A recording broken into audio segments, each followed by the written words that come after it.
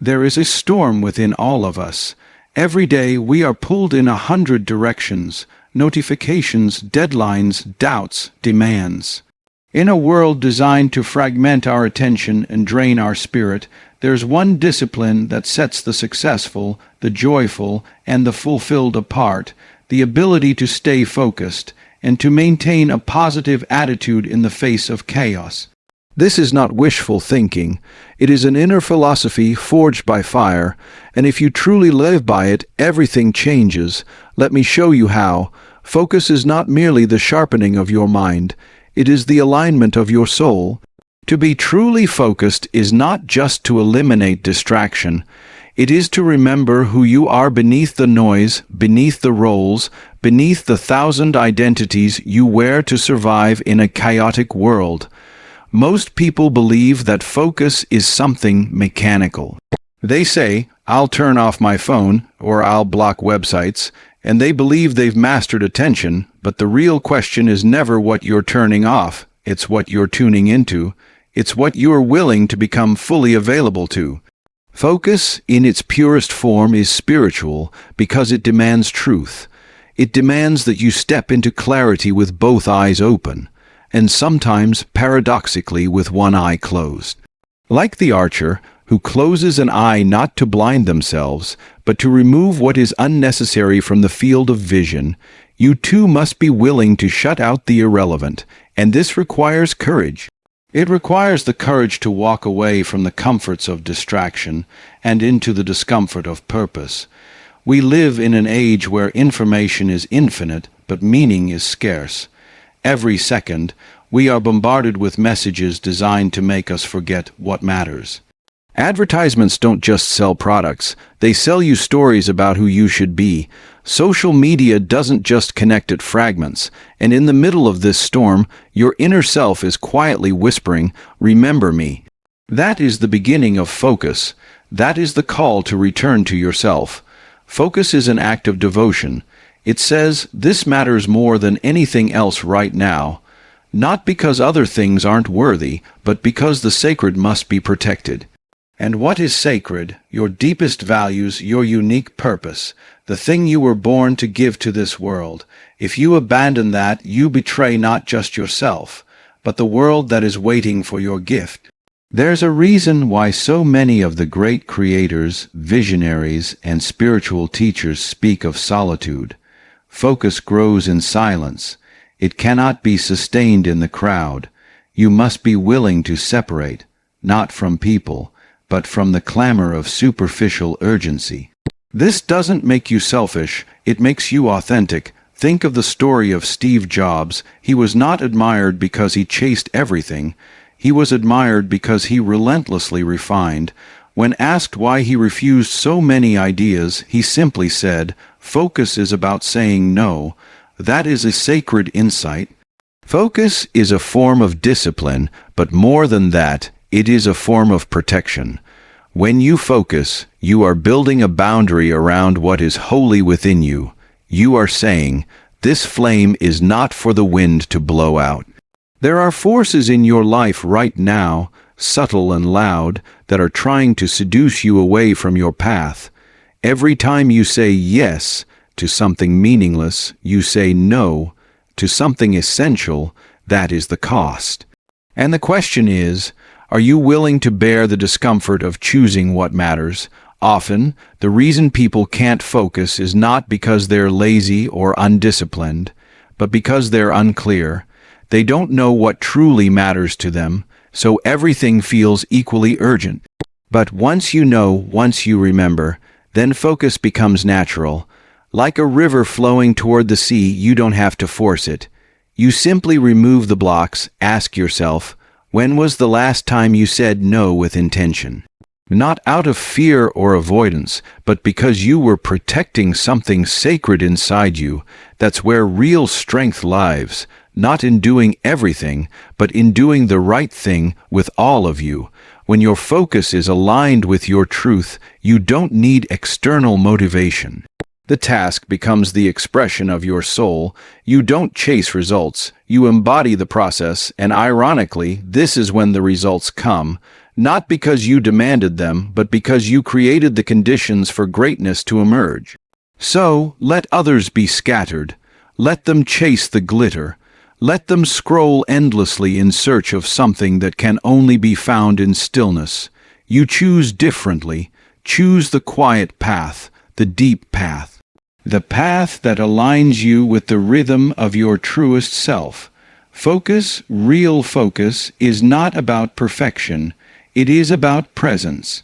And when you give yourself completely to the present moment, not as a technique but as a way of being, you become unstoppable, not because the world becomes easier, but because you become whole, and wholeness is what the world needs most right now. One focused, awakened person can change everything. Positivity is not the denial of pain. It is the conscious decision to face it without letting it define you. It is not a reaction to external conditions, but an inner commitment to live in alignment with a deeper truth. Most people misunderstand this. They believe positivity is naivety, a blindfold to reality, a hollow optimism, but nothing could be further from the truth. Positivity, when it is real, is forged in the very fire of adversity. It is easy to smile when everything goes your way, but the human spirit is not revealed in comfort. It is revealed in challenge. What do you do when the storm doesn't pass, when the answers don't come? When life says no to your plans, your dreams, your timelines, that is when your true attitude is born. You cannot control what the world throws at you, but you can choose the meaning you give to it. Imagine this. Two people sit in the same traffic jam. One curses the world, slams the wheel, and lets frustration turn the moment into poison. The other leans back, breathes, and plays their favorite song. Same reality, but their experience subtly different. One is at war with the moment. The other has made peace with it. This is the quiet power of attitude. It is the inner climate that either shelters you through life's winters or leaves you exposed. And the truth is, you are the only one who can choose it. There is a story I often recall, simple yet profound. A young athlete, just weeks away from the biggest competition of his life, suffered a terrible injury, a snapped bone, a shattered dream. Everyone around him mourned the loss, expecting him to collapse into bitterness. But he didn't. When asked how he felt, he said, "Maybe this is the lesson I needed to learn patience." That one sentence reveals more strength than any physical victory. He went on to become a world-class coach, a mentor, a guide. Not in spite of that moment, but because of it. He didn't just bounce back. He bounced forward. That's what attitude does. It turns setbacks into teachers. It finds wisdom in wounds. It transforms what could break you into what shapes you. Not by pretending the pain isn't real, but by deciding that the pain will not have the final word. Every day, you are given that same choice. You may not be able to alter the circumstances around you, but you can choose how you meet them. That choice is your power, your birthright, and no one, not failure, not betrayal, not even heartbreak, can take it away from you unless you hand it over willingly. There is a deep psychological truth here. We do not experience the world as it is. We experience it through the lens of who we are being. A person filled with resentment sees threat in everything. A person grounded in gratitude finds blessing even in struggle. This is not magic, it is perception. And perception over time becomes reality. Attitude is not surface-level emotion. It is a posture of the soul, and like posture, it must be practiced. If you slump every day under the weight of life, your spirit begins to forget how to stand. But if you lift yourself, even a little, especially when it's hard, something within you remembers. It remembers strength. It remembers joy. It remembers purpose. There will always be moments that hurt. Loss, injustice, fear, rejection. None of us are spared. But if you meet those moments with the belief that they are here to teach you, to shape you, to strip away what is false so that what is real can emerge, then you begin to transform your life from the inside out. This does not mean you have to smile through everything.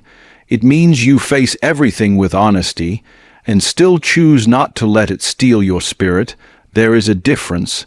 Positivity is not a mask. It is not pretending to be okay when you're not. It is saying, even when I'm not okay, I believe I am becoming something greater through this. And that belief, that decision, creates a kind of resilience the world cannot touch. It radiates from within. It uplifts others. It becomes light in dark places. When you live this way, you are no longer reacting to life. You are creating your response to it. You are no longer a passenger. You become a conscious participant in your own becoming. So the next time life disappoints you, pause, breathe, and remember that the moment does not define you. Your response to it does. The world will continue to shift and surprise you, but your attitude, that is yours to choose. And when you choose it with intention, the whole world begins to shift in response. In the ever-accelerating noise of modern life, we have become collectors of the unnecessary. We collect distractions like trophies. We stack our schedules with obligations that neither feed our spirit nor honor our truth. We clutter our minds with 1,000 tiny urgencies, and then wonder why our sense of purpose fades quietly into the background like a forgotten song. Yet there is a simple truth that cannot be ignored. Focus cannot survive in chaos. It shrinks, suffocates, and eventually vanishes under the weight of the trivial. We live in a culture that glorifies multitasking as if doing more means being more. But multitasking is a lie told by a world that fears stillness. True depth, real creativity, and lasting growth do not arise from being everywhere at once. They emerge when we stand fully in one place with clarity and courage. There is an ancient lesson here, hidden in the movements of nature. A river does not carve through rock because of its sheer strength. It carves because it moves in one direction with steady resolve. It does not rush to be everywhere, it simply commits itself to the path in front of it, and over time, even the hardest stone yields to its intention. This is the power of simplicity and the danger of the trivial. We do not suffer from a lack of time. We suffer from a lack of clarity. We say yes to too many things that don't matter, and then wonder why we feel scattered and exhausted. We mistake movement for progress. But just because something fills your calendar doesn't mean it fulfills your life. The essential is often quiet. It waits patiently for us to turn down the volume of the world and listen to the deeper call within. Ask yourself with painful honesty, what in my life right now is adding to my growth, and what is silently draining it? This is not a surface-level question. It demands that you evaluate not just your time, but your energy. Your thoughts, your company, your habits, the shows you watch, the conversations you entertain, the people you let too close. Are they lifting you or slowly pulling you away from your purpose? We tend to underestimate the cost of distraction. But science offers us a clear glimpse. According to a study from the University of California, Irvine, it takes an average of 23 minutes and 15 seconds to fully regain focus after a distraction. Consider what that means. Each time you break your attention for something insignificant, a notification, a trivial message, a reflexive scroll, you are not just losing a moment, you are losing almost half an hour of depth.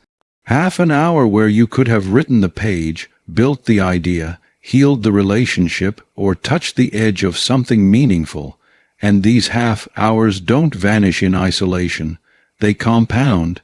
They become weeks, months, even years of lost depth, lives that could have been different if only they had been more intentional. But to eliminate the trivial is not just about productivity. It is about returning to yourself. Every unnecessary commitment you shed, every distraction you refuse, every conversation you choose not to enter, it all creates space. And into that space, something sacred can finally breathe, focus. Vision, presence, joy, simplicity is not lack, it is refinement. It is the art of subtraction, the discipline of knowing what to leave behind so that what truly matters can come forward. It is not always easy. Many of the trivial things we hold on to are dressed in the costume of importance. But deep down, we know. We know when something feeds our soul and when it just feeds our fear of missing out.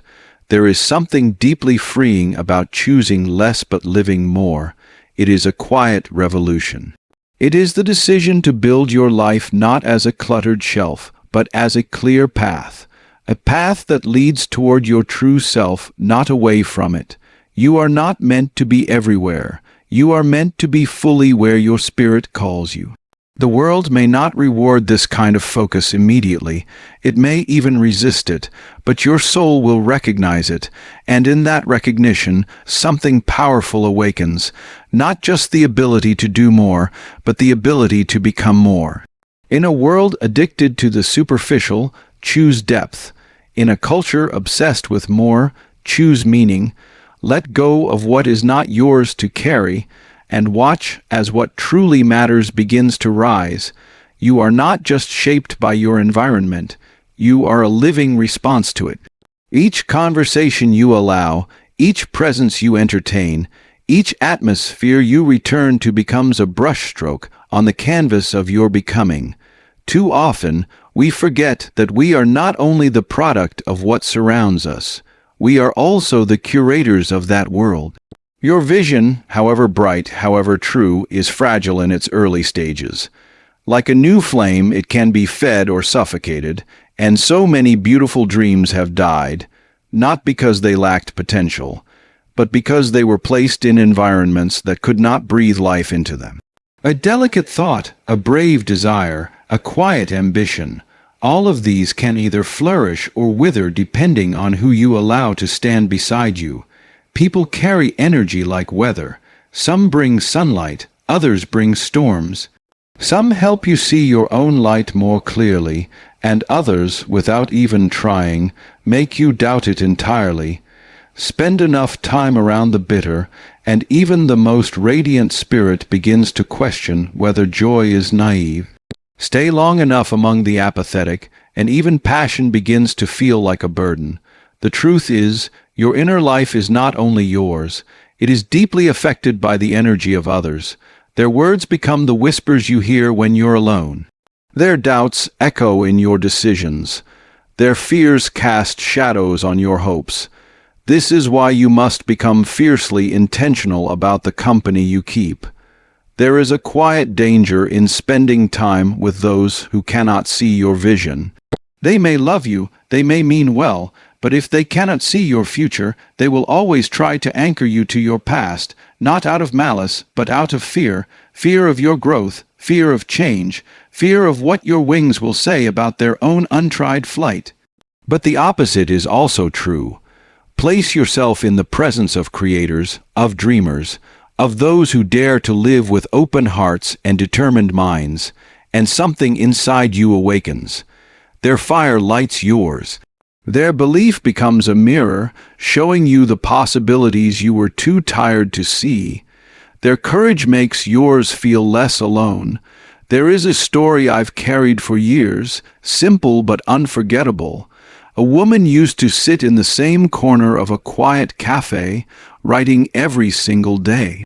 She came with no audience, no contract, no recognition, just words and a dream.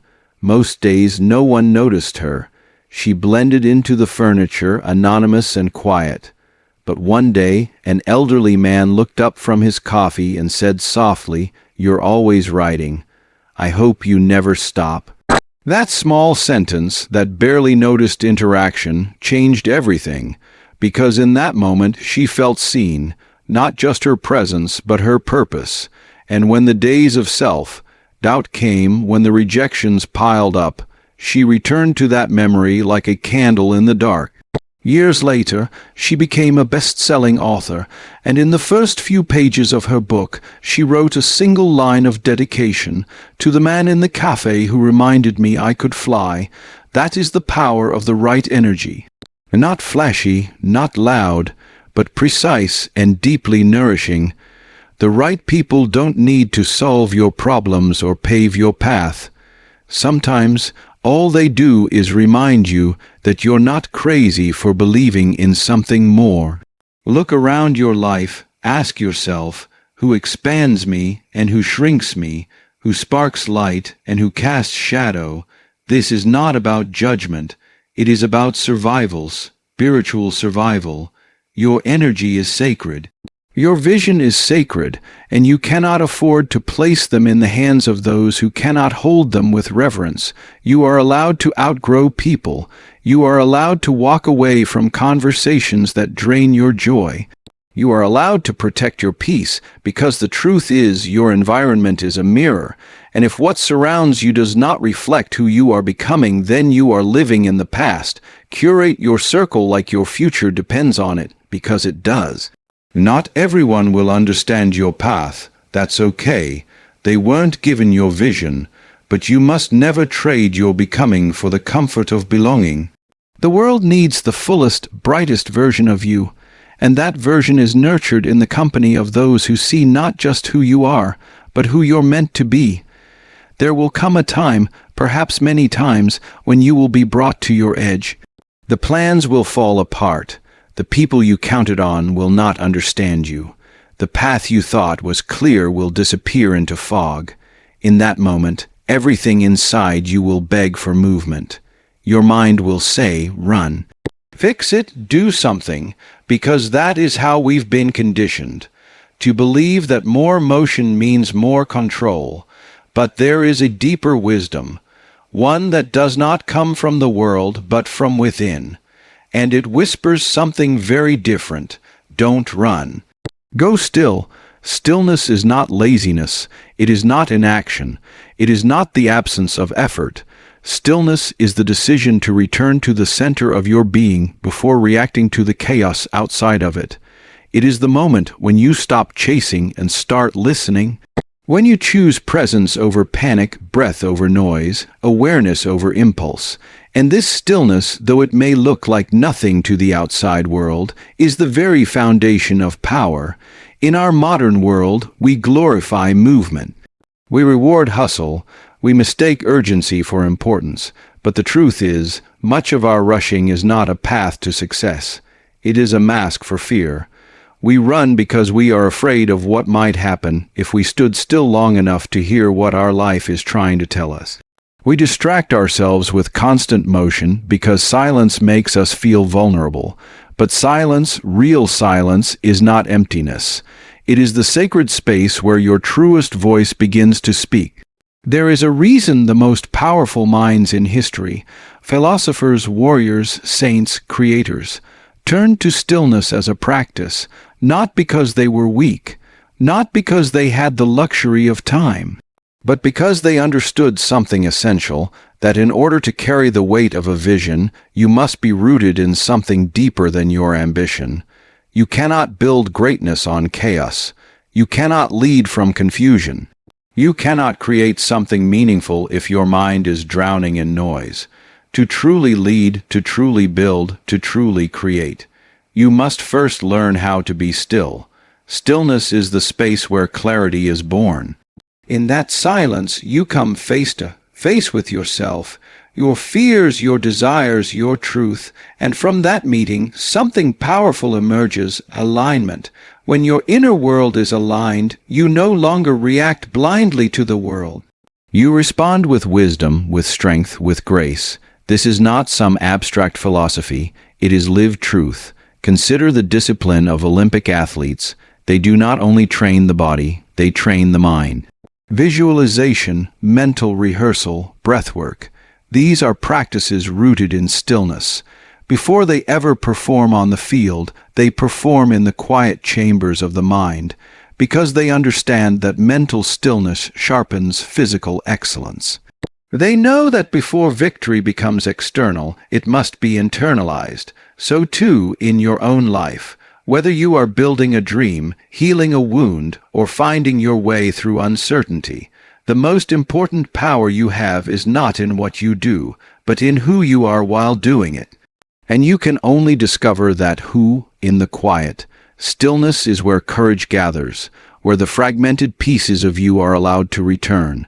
It is where you learn that you are not your mistakes, your fears, or your doubts. You are something deeper, and only in the silence do you begin to remember.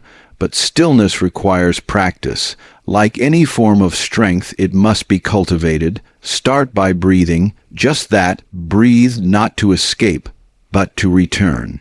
Sit in silence, not to withdraw, but to become more awake. Reflect, not to get stuck in the past, but to extract wisdom from it.